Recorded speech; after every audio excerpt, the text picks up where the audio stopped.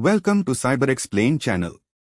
Today we are going to discuss mastering IAM, account reconciliation and lifecycle challenges. Hey there, welcome back to our IAM deep dive.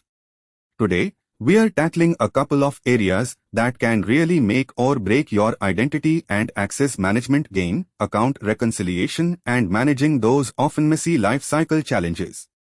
You know, those lingering accounts that stick around long after someone has left the company? Yeah, we are going to get to the bottom of that. It's all about making sure things are clean, controlled, and consistently aligned. Let's get into it. So, what's the big deal with account reconciliation? Think of it like a security checkup for your digital doors.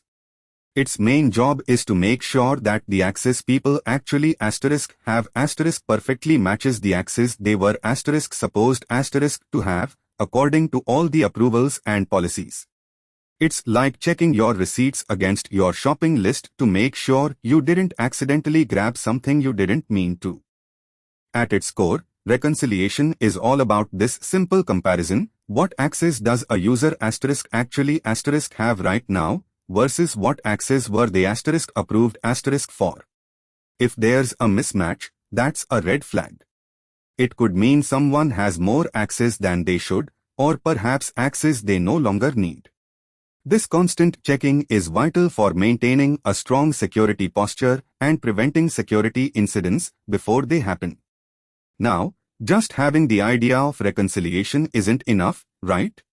We need to make sure it's done consistently and reliably. This means establishing clear, repeatable processes. Imagine trying to balance your checkbook if your method changed every week. Chaos. Your reconciliation process needs to be a well-oiled machine that reliably churns out accurate comparisons every time. A common pitfall here is the rubber stamp review. This happens when someone is overwhelmed with the sheer volume of accounts to check. They just sign off without really looking because, well, it's too much. We absolutely need to avoid this. If the reviewer can't possibly know all the users they're vouching for, the process itself needs to be redesigned. Think of it like a security guard just waving everyone through without checking IDs. So, how often should we be doing this reconciliation? Well, it depends. Many organizations do it semi-annually. But here's where automation can be a game changer. If you've got the right tools, you can potentially run reconciliations almost daily, flagging exceptions for immediate attention. The key is to find a balance between risk, resources, and what's feasible for your organization. This is where we really shine with IAM. Automation can transform reconciliation from a tedious manual chore into a proactive security measure. Imagine a system that automatically compares your HR records to your application access logs, highlighting any discrepancies instantly. It's about using tech to catch issues before they become problems. Okay, so the reconciliation process flagged a discrepancy. What's next? This is where the handling part comes in. Do you just log it and forget it? Or does the system automatically try to fix it, or at least alert the right people? We need clear procedures for what happens when something doesn't match up. This is also where you start digging into the why. Identifying that a user has access they shouldn't is one thing, but why did that happen? Was it a process error during onboarding? A system integration issue? Or maybe an accidental provisioning by an admin?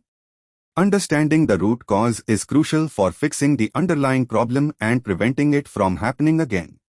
It's like treating the illness, not just the symptom. Let's paint a picture.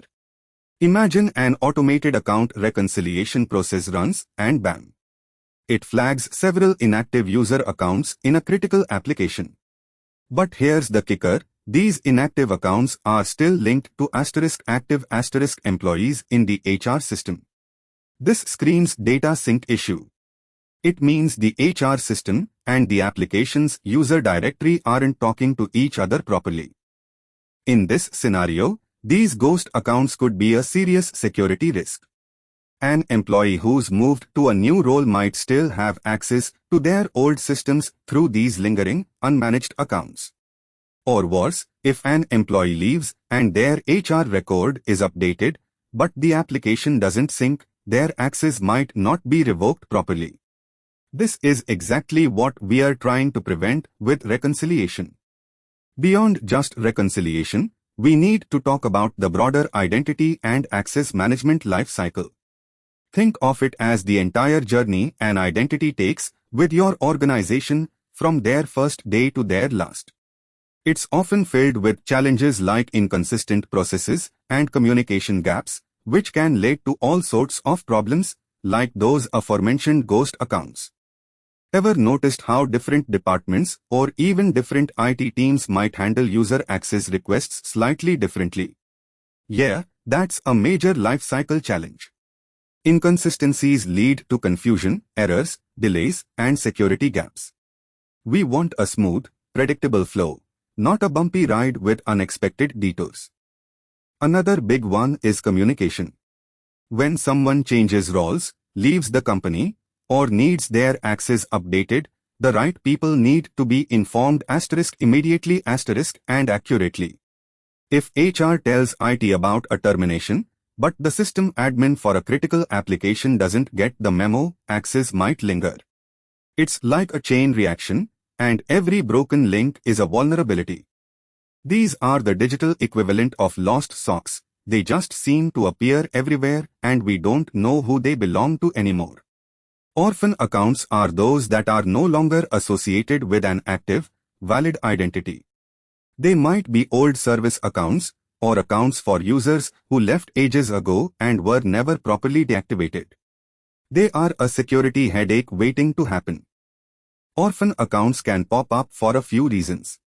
Maybe a user left and their main account was deprovisioned, but a specific application account they used wasn't. Or perhaps a service account was created for a temporary project and never cleaned up.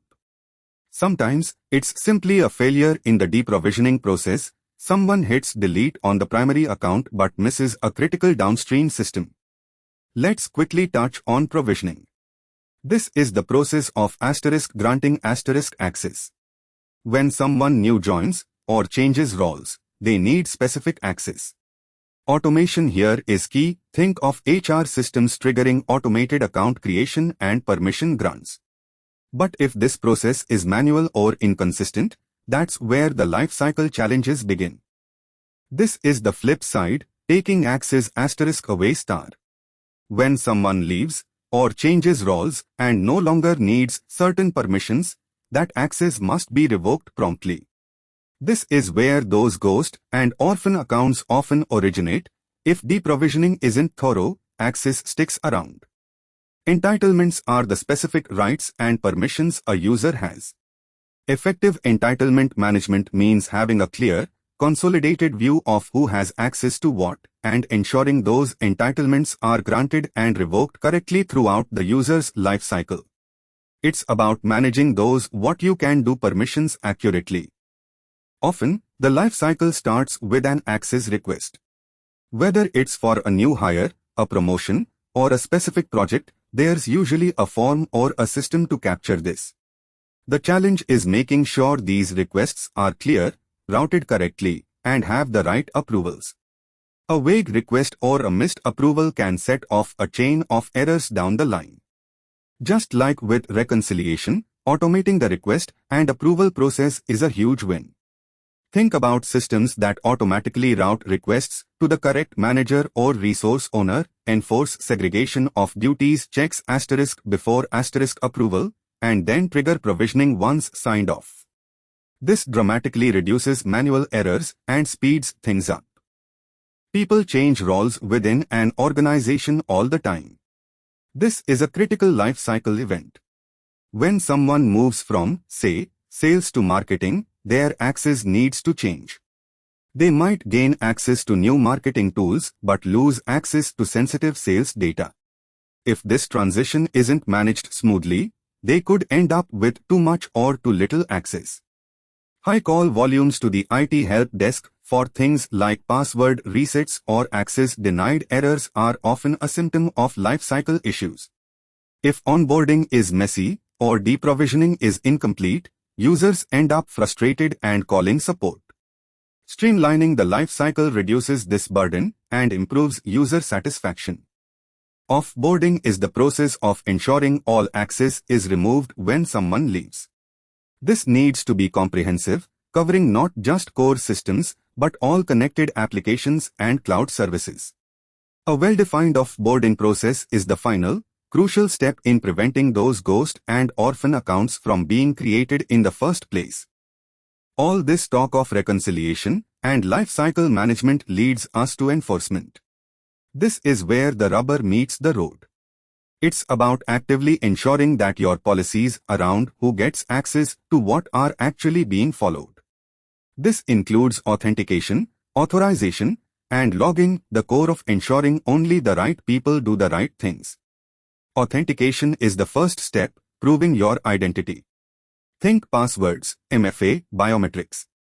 It's about making sure the person logging in is actually the person they claim to be. This is fundamental.